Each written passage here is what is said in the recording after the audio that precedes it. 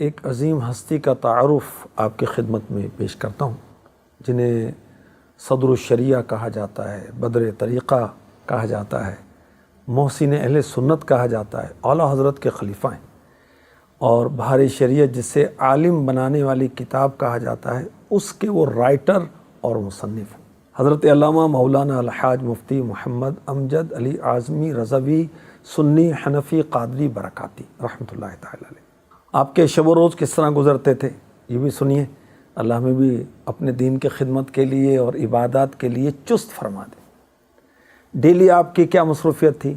فجر کی نماز کے بعد اوراد و وظائف، تلاوت قرآن، پھر 1.5 گھنٹہ کم و بیش پریس کا کام کرتے، پھر دارالعلوم میں آ کر تدریس فرماتے، دوپہر کے کھانے کے بعد آپ پرماننٹ کچھ دیر پریس کا کام کرواتے، نماز ظہر کے بعد عصر تک پھر جا کر آپ تدریس فرماتے، ٹیچنگ کرتے جا کر اپنے دارالعلوم میں، عصر و مغرب تک اعلیٰ حضرت کی خدمت میں حاضر رہتے، اور مغرب کے بعد عشاء تک، اور عشاء کے بعد رات 12 بجے تک امام اہل سنت امام احمد رضا خان رحمۃ اللہ علیہ کی خدمت میں فتاویٰ لکھا کرتے تھے۔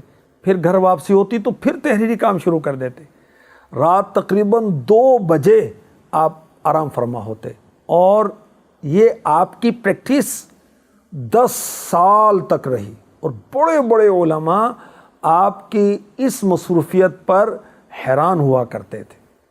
اور اعلیٰ حضرت کے بھائی مولانا رضا علی خان کہا کرتے تھے کہ مولانا امجد علی تو کام کی مشین ہے، اور ایسی مشین جو فیل نہیں ہو، مصنف بھی، مقرر بھی، فقیہ عصر حاضر بھی۔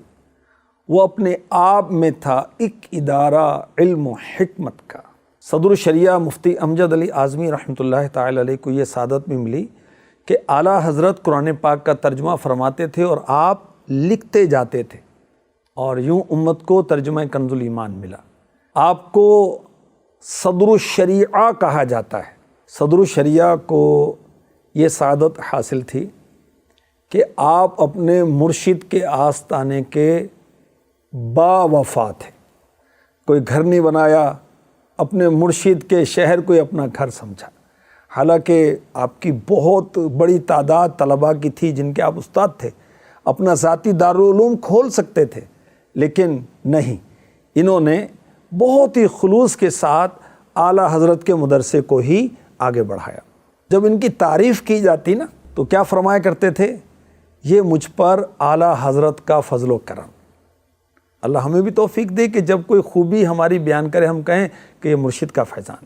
اتنی عرفہ و اعلیٰ شان و شوکت کے مالک، مفتی، عالم، مدرس اور اعلیٰ حضرت کے خلیفہ، دن رات دینی کاموں میں مشغول رہنے والے، لیکن گھر کے کاموں میں ہاتھ پھٹایا کرتے تھے، گھر کا کام بھی کیا کرتے تھے، اپنے بچوں پر، شہزادوں پر بہت شفقت کرتے تھے، اپنے ہاتھوں سے اپنے بچوں کو کھلایا کرتے تھے، جماعت کا بہت اہتمام کرتے تھے، اور کبھی اذان میں تاخیر ہو جاتی تو خود ہی مسجد میں جا کر اذان دے دیا کرتے تھے۔